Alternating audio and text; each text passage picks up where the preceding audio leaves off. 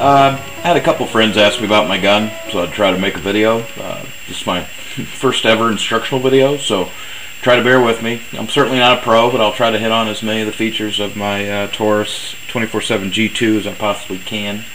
I've owned it for a little over 3 weeks and put roughly 500 rounds through her, and I'm starting to become a pretty big fan of the gun. For starters, as you can see, the gun comes in this plastic case with molded foam inlay. The accessories for the G2 include the magazine loader. It's good for both 9 and 40 cal. I've used it on some other magazines from different manufacturers and it works pretty good. You also get 2 17-round magazines. They're just your basic double stack.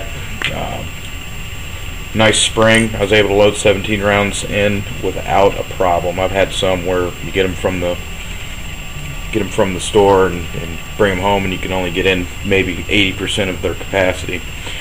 Didn't have that issue. You also get your cleaning brush, your hex lock tools, and keys.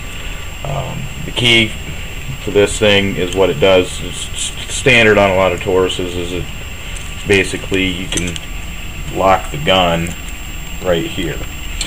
You also get 2 grip attachments, so for those people with larger hands, it comes with the standard large grip, but you pull this thing off and you put it on whatever size would work good for your hands. I got pretty good size hands, large to extra large, and I like the grip that came with the gun. As far as breakdown is concerned, let me show you. See if hopefully I can get this for you.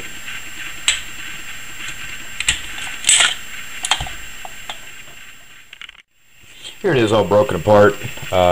When I got it back from the store, it was loaded up with factory moly grease, and I cleaned that out, gave the gun a thorough cleaning before I went to the range.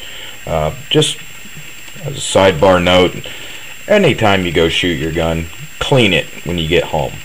I had a fellow at the range the other day who's saying he's having problems with his and he was about ready to throw his gun away. So I said, well, you care if I take a look at it? I broke it open, and that guy, I swear, and I looked at it and I asked him, I go, when's the last time you cleaned the inside of your gun? Well, never. Well, you're an idiot. You had a nice kimber, and the thing just, it looked like it got drugged through a mud pit. As far as reassembly is concerned, let me demonstrate that for you. Pretty simple. As such. Some of the other things I should tell you about the gun, as you can see, it's got the Picatinny rail here, so for you gadget guys that want lights or lasers or whatever, neat little feature to have. I'm not a gadget guy, but I did throw on a Harris bipod just to see how it would work as far as functionality. I had no issue. Here's an interesting little issue with this gun. It's not an issue, but you can see where the striking mechanism, when you pull the trigger, and I'm not going to pull it all the way, but hopefully you'll be able to see this, look straight down into there. When you pull that trigger, that's your pin. That's your pin coming out. That's your striking mechanism. Anyway, I thought that was neat. For comparison purposes, I wanted to show you the PT Millennium chambered in 40. It's the PT Millennium Pro 140, I guess it is, yeah. And as you can see, the G2 is definitely a full-size gun. One of the things I don't like on the G2, which is a function or a feature that is on the PT 140, is more of a squared-off trigger guard. The G2 doesn't have that. I don't know, it's just a little personal preference, but it does have, I don't know if you can see that or not, it has some raised ridges. When I shoot, my offhand trigger finger is on that. It holds there. With the PT 140, you got this nice ridge and it's got a little bit of a lip. I wish the G2 had that, but it doesn't. One other thing I should mention about the trigger is its forward setting. The trigger position itself may be a problem for some of those guys and gals that maybe with smaller fingers, smaller hands or whatever. It's canted forward a little bit more than I like. I don't like the ones that are way back here, but I'd like something somewhere in the middle. That would be my only gripe about as far as the trigger is concerned. The sights are your standard low profile Novak triple dot white. The other thing I noticed is that when the magazine's locked into place, is that there is a little bit of play, so it creates a slight rattling noise when the gun's shaken or moved. Obviously, if I hold my finger there, it's not making any noise, but this is more of an annoyance than anything else, and I don't know if it's common to all G2s, but I should note that it has not caused me any functionality or any other issues with respect to firing this handgun. One of the features I think is worth noting is that all of your functionality with respect to your safety, your slide catch, your breakdown, and your mag release are on both sides of the gun. Pretty cool. They're looking out for both the lefties and the righties. So one of the other things about the trigger, or one thing about the trigger that I want to point out is it's like a Glock. I think these are common on Glocks.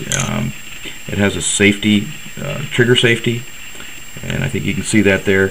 To me, I don't know. I'm comfortable with the safeties that are on the gun already. This is just more of a hindrance than anything.